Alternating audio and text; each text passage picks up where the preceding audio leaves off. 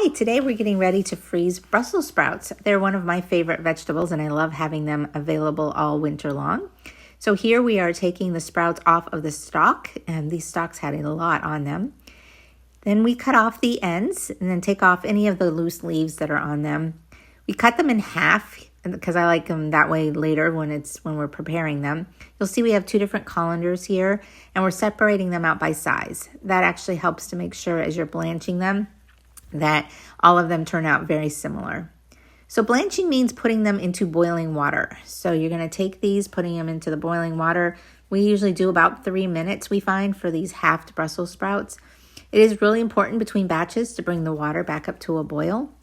This pot is incredibly nice because as these get done, we're going to be able to just lift them right out of the pot. All the water will drain out, and then we take them from there, as Scott is doing now, and we dump them into really cold water.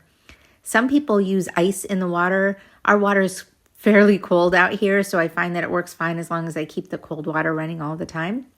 You want them to be this really beautiful green color, and as you'll see, you want them to be just a touch squishy, but you don't want them cooked because you're going to be preparing them some way as you get done.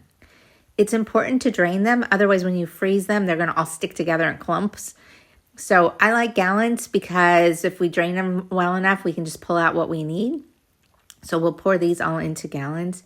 We ended up making about 10 gallons full of Brussels sprouts by the time we got done. And from start to finish, with the two of us working on it, it took us about an hour. So not too bad. And just look at all of that great goodness that we're going to have. Of course, after all this work, we had to cook some up. So we sauteed this up with some infused olive oil. This was mushroom and sage. Added some ham, and it was wonderful.